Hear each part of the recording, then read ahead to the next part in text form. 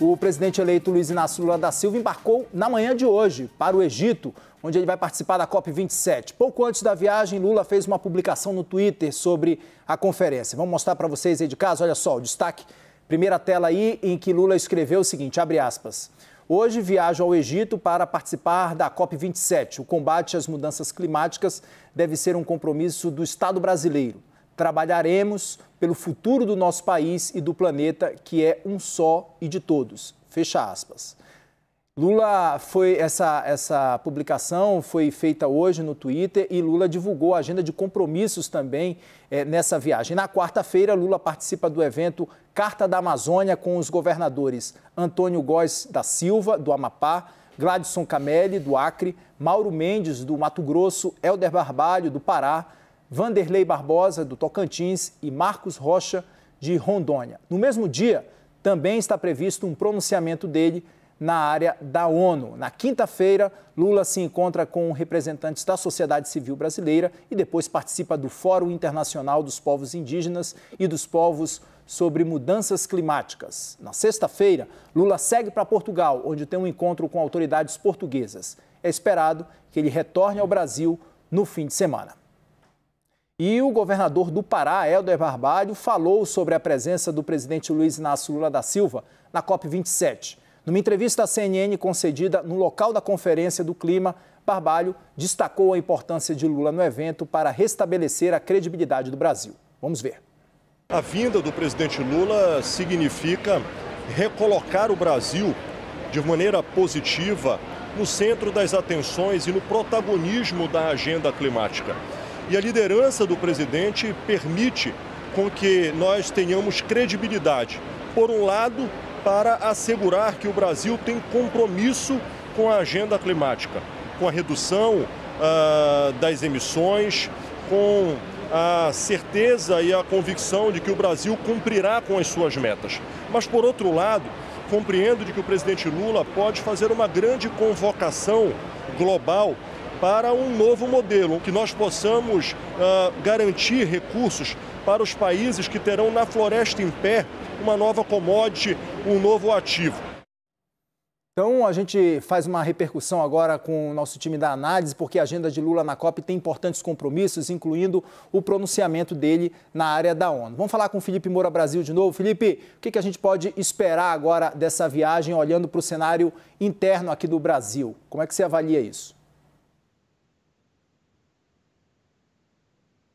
Eu acho que a gente está sem o áudio do Felipe Moura Brasil. Espera aí rapidinho, eu acho que ele está restabelecendo. Agora sim. Sempre culpa minha na volta do comercial, porque eu desligo o microfone no intervalo. Mas voltando aqui, acho que o principal nessa viagem é marcar uma diferença, marcar um contraste de Lula com Jair Bolsonaro, já que Jair Bolsonaro foi bastante criticado em relação à gestão dessa área ambiental e muito criticado no exterior em razão das suas afrontas às instituições e essas ameaças golpistas que ou ficam no ar ou são verbalizadas pela sua militância, como está acontecendo nesse momento, inclusive, no Brasil, em que vários bolsonaristas vão às ruas pedindo intervenção militar, intervenção federal. Então, essas duas frentes estavam, inclusive, presentes no discurso do Lula após a sua vitória eleitoral, quando ele leu um texto, mas marcando ali uma posição em relação à defesa do meio ambiente e em relação à segurança da democracia. É claro que há muitos elementos aí a serem questionáveis das credenciais democráticas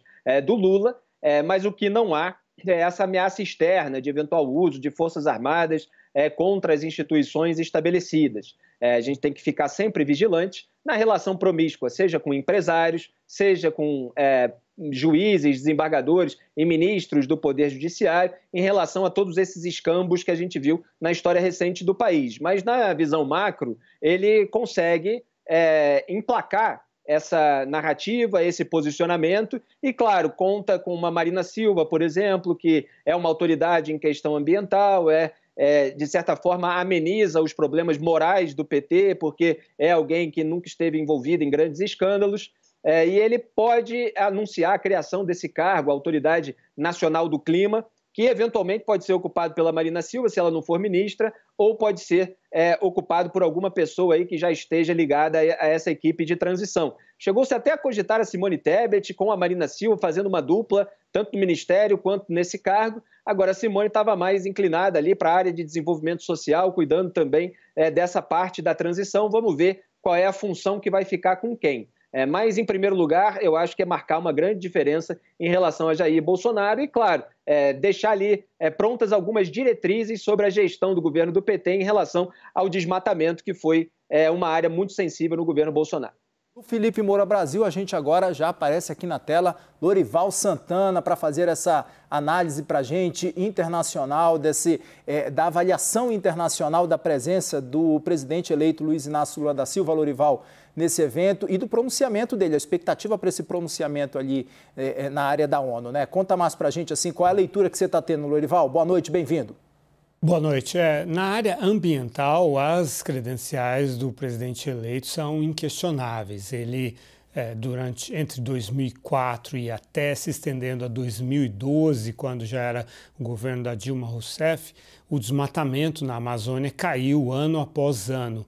Então, o mundo tem um conhecimento desse histórico do presidente eleito e ele reafirmou esse compromisso durante a campanha. Ele trazia o tema para o debate, mesmo quando não estava no debate. Então, é uma forte preocupação dele e o mundo acompanha com bastante ansiedade isso. Na COP27, agora, além da Marina Silva, está também a Isabela Teixeira, que é uma pessoa, inclusive, muito mais articulada internacionalmente, que participa da coordenação de fóruns da COP27, tem um papel institucional dentro da ONU e de articulação e tal, e fala com todo mundo, é bastante conhecida. Então, isso também pavimenta o caminho do presidente eleito e atualiza ela, que também foi ministra do Meio Ambiente entre 2010 até no final do governo Lula, até o impeachment da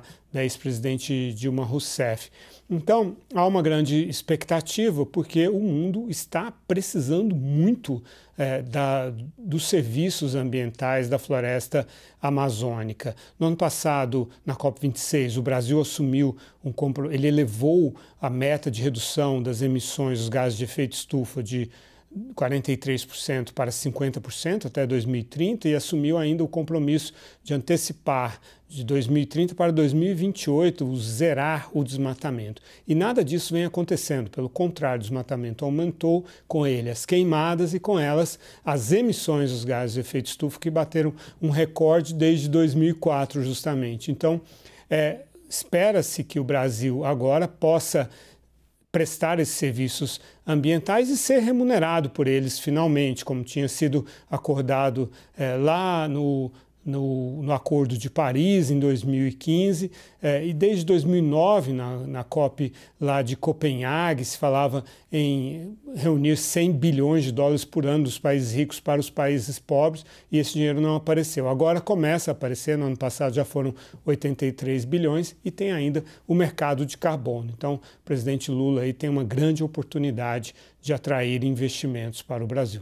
Lorival já está de volta, Felipe Moura Brasil também já está de volta. Vamos seguir aqui com meus outros colegas, Fábio Zanini, que está aqui, jornalista da Folha de São Paulo. Zanini, eu queria falar com você um pouco sobre esses nomes, né, que estão lá, inclusive acompanhando o presidente eleito Luiz Inácio Lula da Silva, a ex-ministra Marina Silva, a ex-ministra Isabela Teixeira também, Fernando Haddad também lá acompanhando, nomes importantes, as duas nomes importantes na área ambiental, e há uma expectativa grande para o anúncio, né? A equipe já disse ali que não vai anunciar o nome, não vai anunciar fora do Brasil o nome da ministra do Meio Ambiente, mas talvez há uma expectativa de anunciar o nome dessa autoridade, né? Autoridade nacional em assuntos climáticos aqui no Brasil, uma proposta, inclusive, da ex-ministra Marina Silva. Exato. Eu acrescentaria também a Sônia Guajajara, também está lá, que é cotada para ser ministra dessa nova pasta dos povos indígenas, ela que é deputada federal eleita. Havia uma expectativa de que Lula anunciasse algum cargo na área ambiental ou climática na COP. O fato de ele estar cercado por esses ministeriáveis todos indica prestígio, né? Fernando Haddad, por exemplo, foi hoje com Lula no jatinho, junto com ele. Fernando Haddad, que é uma espécie de coringa, citado para fazenda, planejamento, relações exteriores, certamente vai ter algum cargo importante nesse governo. Os nomes que estão colocados são esses. Eu acrescentaria também Randolfo Rodrigues, senador da Rede pelo Amapá, também um nome que pode ser encaixado na área ambiental. O problema todo é como é que esses nomes vão atuar em coordenação. Vai ser o grande desafio esse. Porque são pessoas que têm uma representatividade grande na área e que têm independência, têm opiniões fortes. Então, se pensarmos num desenho em que Marina Silva seja uma espécie de enviada especial do clima, como nos Estados Unidos temos John Kerry, como essa pessoa que cuida só de clima, né? Mas também tenhamos um Ministério do Meio Ambiente ocupado, seja por Randolph, seja por Isabela Teixeira. Como é que vai ser a coordenação disso, né? Como é que você vai evitar a bateção de cabeça nesse sentido? Marina Silva é uma pessoa de grande reconhecimento internacional na área ambiental, mas ela tem uma qualidade que acaba sendo vista como problema por alguns, que é a sua independência. Ela é muito independente, ela tem opiniões firmes. E muitos no PT e no entorno de Lula desconfiam das qualidades dela como uma jogadora de grupo. Então, ela teve vários problemas do governo Lula, quando houve obras de infraestrutura com as quais ela não concordava, caso de Belo Monte, por exemplo, e essas obras de infraestrutura vão continuar sendo feitas no governo Lula. Como é que vai ser no novo governo Lula? Como é que vai funcionar isso no momento em que uma decisão que desagrade a Marina Silva seja tomada? Seria muito ruim para a imagem do Lula ter que demitir Marina Silva, por exemplo.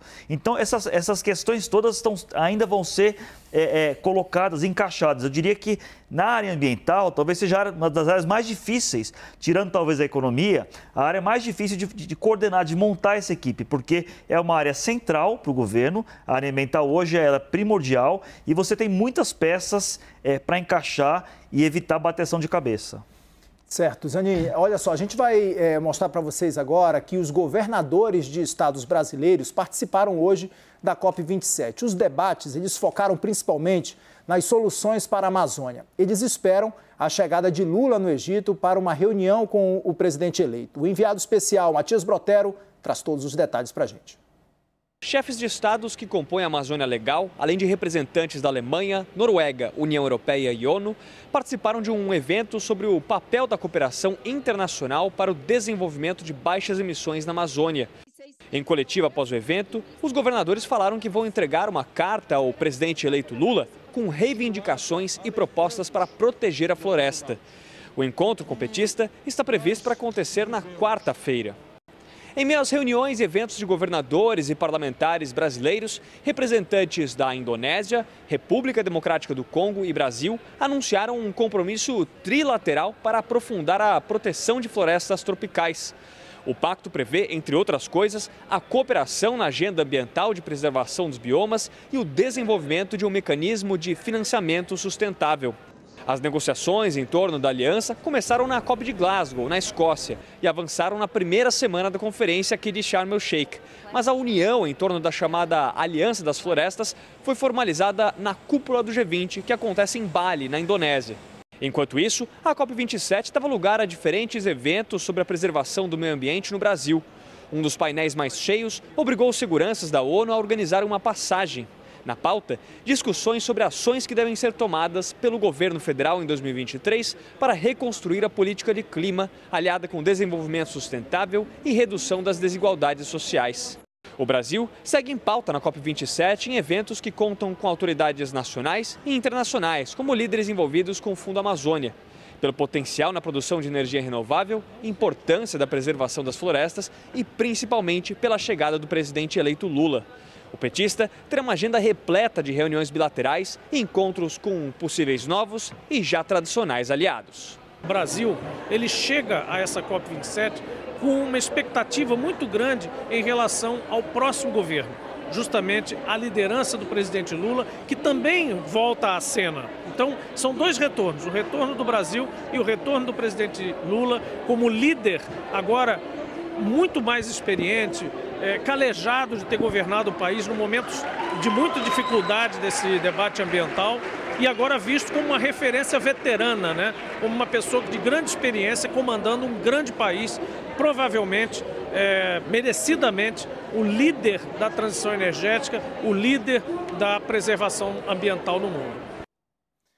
Caio Junqueira está aqui comigo também. Caio, vamos repercutir um pouco dessa participação dos governadores, né, que já começaram com essa participação hoje. E há essa expectativa desse anúncio, talvez, ali na COP27 também, dessa autoridade climática que pode ser anunciada, inclusive, lá na COP27, né? Tem vários nomes aí que estão sendo ventilados e nomes fortes que têm um respeito, uma consagração nessa área ambiental muito forte, como, por exemplo, Marina Silva e Isabela Teixeira, também ex-ministras do governo petista lá atrás. Conta pra gente o que você traz, qual a leitura que você traz sobre todo esse cenário, Caio? Kenzo, o Lula tem na mão ali tanto a Isabela quanto a Marina, são dois grandes nomes. Eu penso que para um governo de frente ampla, como se pretende este governo Lula 3, o nome da Isabela talvez, a Isabela é muito mais hábil politicamente do que a Marina. E elas têm visões divergentes até, vamos dizer, da floresta ou do meio ambiente. Tanto que a Isabela, ela senta nas principais mesas globais de negociação, ela tem um perfil que ela consegue centrar, por exemplo, com o agronegócio, algo que a Marina Silva, mesmo dentro do partido dos trabalhadores, tem essa visão que ela tem uma dificuldade maior, que ela teria, isso eu ouvi na semana passada, numa conversa aqui em São Paulo, teria uma visão mais sacra da floresta, diferentemente da Isabela, que ela consegue fazer uma operação política e entrar em uma negociação. Me deram como exemplo também a Ferrogrão, que é aquela ferrovia que liga São Paulo ao Pará.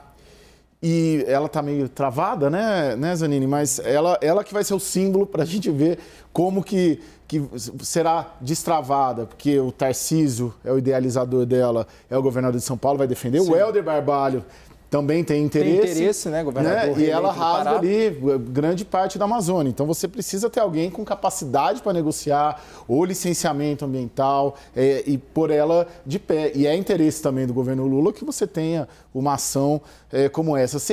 A Ferrogrão seria a Belo Monte do governo Lula 3. E aí, pelo que me disseram, a Isabela tem um perfil. É importante a gente entender que o cargo de autoridade climática ele vai ser para negociar com o mundo. Enquanto o Ministério do Meio Ambiente vai ser para negociar dentro do Brasil, vai ser para reforçar controle, IBAMA, fiscalização. Então tem que encaixar esses perfis muito bem encaixados, porque se der algum problema ali, pode dar um curto-circuito e um problema para o próprio presidente eleito.